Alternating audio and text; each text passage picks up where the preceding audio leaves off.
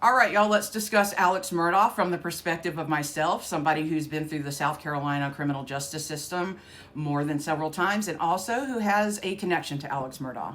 So everyone saw the news yesterday that his murder conviction, was overturned by the South Carolina Supreme Court, unanimously, 5-0. Now, the solicitor did say that they were going to retry the case and they were going to pursue it aggressively. This is not going to be a double jeopardy case because the original trial resulted in a conviction and not an acquittal or a hung jury. So yes, the evidence that they had in the first trial can be used in this retrial. Now, he won't be getting out of prison, so nobody panic. So he still has a bunch of securities fraud convictions and just different white-collar crime convictions. And here's the thing, though. If he doesn't get convicted a second time, he probably will get out and he probably won't do much time. Here's why. South Carolina classifies their felonies into two categories, violent or non-violent. If you are violent and it's listed as violent, you have to do 85% of your time. There's no parole. If it is listed as non-violent, you only have to do 65% of your time and you are eligible for parole.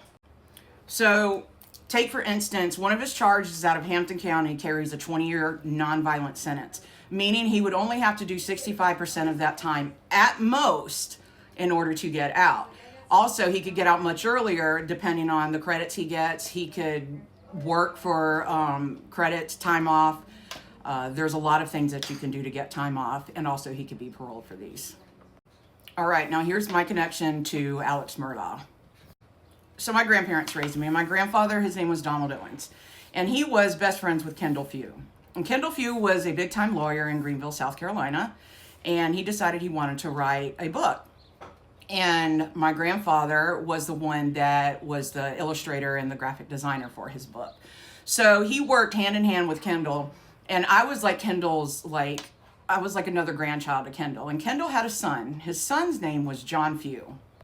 Now, Kendall had like all of this land in Greer off of Brushy Creek Road going towards Suber Road, and he would throw these incredible parties. And I started going to these parties with my grandparents when I was 8 years old. And Kendall had this great basketball court on his property.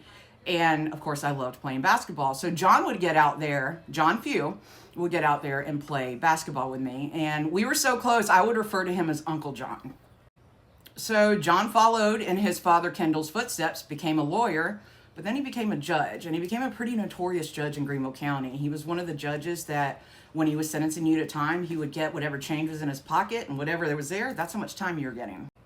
He was still a judge in Greenville County when I had all my charges in 2008 and 2009. And originally, I was going to go in front of him, but when he realized it was me, he had to pass the case on. So anyway, John Few went on to leave Greenville County as a judge, and he is now, guess what, sitting as a justice on the South Carolina Supreme Court, and was one of the justices that voted to overturn Alex Murdaugh's conviction. Here are my afterthoughts on this whole situation. Is anybody surprised?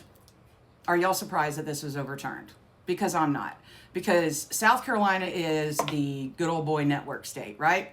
The Murdaughs, everybody knows who the Murdaughs are, especially if you've been in the justice system in any way, shape, or form. The Murdaughs are a very powerful legal family, always have been, always will be, despite everything they're going through. They still have connections, despite what you guys might think. I don't think he's going to get a conviction the second time around. I really don't. And I think that he's going to get out of prison after serving maybe 45% of his time. I think he's going to make parole. So anyway, if you have any questions, drop them in the comments. I will get out another video later about prison. And tonight, going live again, 8 o'clock, 8 p.m. Central Standard Time. See you guys then.